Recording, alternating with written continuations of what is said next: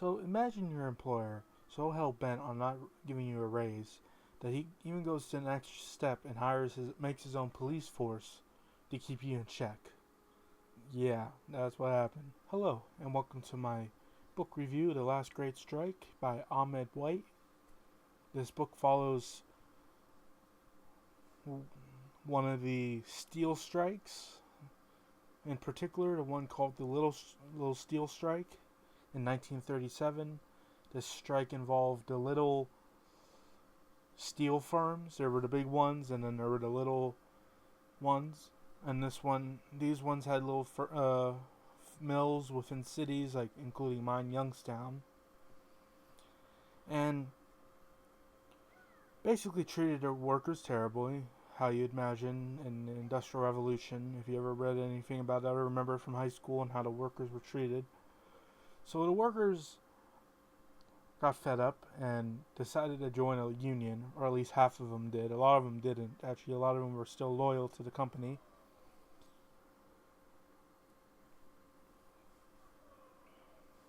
But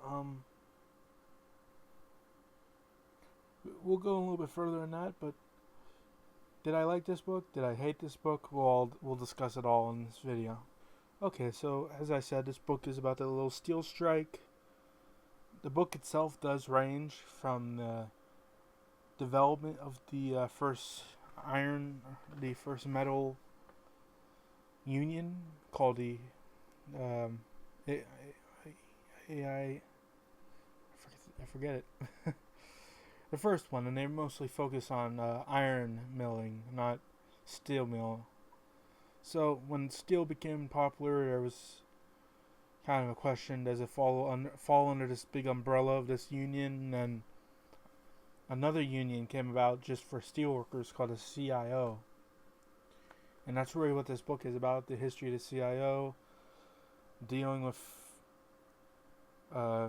steel industries and their kind of, I would say, tyrannical tactics of keeping the workers from being unionized and even recognizing the unions. Going as far as hiring their own police forces, getting weapons. They got like chemical weaponry to keep the workers in line. So the book itself then focuses on the main story, which was the Little Steel Strike. Like I said, happened in Youngstown, Cleveland, Chicago, Leyland, I think it's called, or that might have been one of the steel firms. Johnstown, if you ever heard of the Johnstown flood, this is the same city, but years after flood. So, what do I think about this book? Did I like it? Let's talk about that. So, what did I like about this book? I will say I learned a lot about the abuse, or not learned a lot, but kind of opened my eye more. If you remember high school history, you remember how the employees were treated, how their safety wasn't taken as much as a concern as they would later on. In 1970s would be the first time OSHA would become a part of the working field. But back then, no OSHA. Basically, good luck. Hopefully, you don't die today at work. Is the scenario here, and especially in the steel mills where danger was a high possibility. You could get crushed. You could fall into the furnace, burn to death, melt to death. Really, you could have a heat stroke. There was a lot of dangerous things involved with working in a steel mill, and basically the workers' argument was, "Hey, why don't we join this union and get their safety better?" Well, the book does tell a good story. It does tell the how the police departments in these towns were literally on the side of the companies, would go as far as infringing on First Amendment rights. As far as I'm concerned, that was It looks like infringement to me. But yeah, I like this book. I would recommend it to especially people who were from the towns that this strike affected. If you live in a steel town, you might have been, maybe a grandpa was involved in the strike. I don't know. Great grandpa probably. I think it was. I don't know. My great grandpa might have been involved. He would have. I think he would have been in his early 20s, late 20s. But yeah, I'd say good story. A lot of notes. I think most of the book is notes. If I could, I would show it to you, but sadly, I had to return it to the library. I couldn't renew it anymore. But let's talk about the points that I didn't really care about. So, the points of this book that I didn't really care about, one was sometimes it felt a little bit too drawn out. What I mean is, it just sometimes you get to that point where you feel like, okay, this book could probably have been shorter if the writer put any effort into just getting to the point. I know it's like you want to have as many pages as you could, kind of. Maybe that's a sign of a good author. Oh, maybe I could reach 200 pages. But sometimes your point could be answered in a lot shorter time. And that's how I felt with this book. It was, not including the notes, it was 280 something pages. And at times I felt like, okay, this is just too much detail. I don't need as much detail. Um, Second point, I do feel like the author was extremely towards the workers and the unions. As much as I'm a big, I think I got union blood in my blood, right? But so I'm like, yeah, maybe unions are the answer to our economic issues. But I digress. If you want to make your point in the comment section, you're welcome to do so. But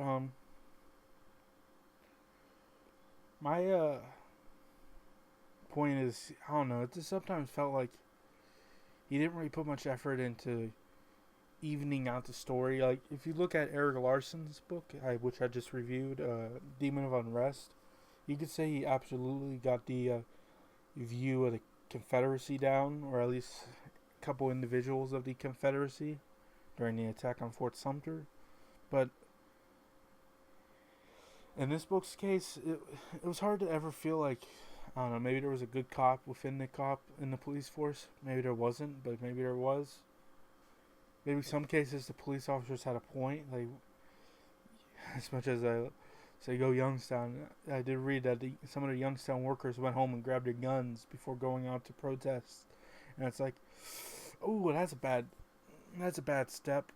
I mean, defend yourself, but don't give them an excuse to turn you into the bad guy, kind of how I view protest. Since they got that chance, you're pretty much not going to change the hearts and minds of the people watching your protest. And you want the people on your side. But anyways, yeah, I just, despite those two facts, it goes on for too long in some cases, and he does have a hard time sticking in the middle, staying on the fence instead of just jumping to one side. Would I recommend this book? So would I recommend this book? I would say if you're interested in history of American labor, if you're interested in labor unions, history of unions, if you're from one of the local towns like Youngstown or the like, if you're interested in how the Industrial Revolution, this was kind of like not the end point, but it was definitely the point where it was starting to rust, if that makes sense. If I can explain that better, the areas where these steel mills used to be, sadly the steel mills closed. Maybe it's not sadly, if you want to include the environmental and quality of life of the workers. maybe it was better in the 70s, but then again, they closed in the 70s. And the towns that these steel mills were in soon became called the Rust Belt. The steel mills rusted up, basically. So, if you live in one of these towns, it might be interesting to see what caused your town to dry up, maybe. And of course, if you're a history buff and you want to know about this part of history, go ahead and check it out. That said, the layman, the person that just goes through life and looking for that next read, I don't know if I'd recommend this to you. This might be, I don't want to say advanced, but you gotta put effort into reading this book. You can't just blaze through it. That's my take about this book. Read it for all those other reasons, but don't read it just because you just want to read it. You know, that mark on your belt. That said, hopefully you enjoyed this book review. If you did, please leave a like and comment down below. And if you want to subscribe, I recommend doing so.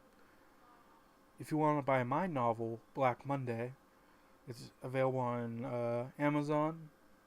And I recommend following me on Twitter. That's a good place to keep up with what I'm uploading when I'm uploading to YouTube, if I'm able to, depending on school. When's my next book coming out? The sales for my book. If you can't afford it now, if you want to wait till it's like 99 cents, check on there. I think I'm gonna have a sale for Thanksgiving. So if you're interested. Anyways, I will talk to you guys hopefully Friday. I don't know if it will be a book review. It's just I'm not that close to being done with, for example, this book.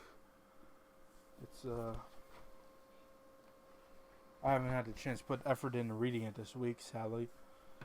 It's a good book, though. I can't wait to review it. But also, I'm reading almost a Tom Clancy, Uncle Tom's Cabin by Beecher Stowe, and I'm not really close to being done with that yet. So I might not have a book review by Friday. We'll see.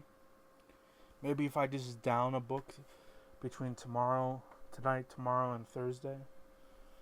I don't know.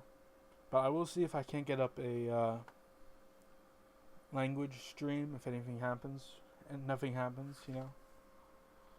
But anyways, I'll talk to you guys then. Stay safe. Read a book so I'm not the only one reading. So you can share some stuff in the comment section. And I will talk to you guys hopefully then. Bye bye.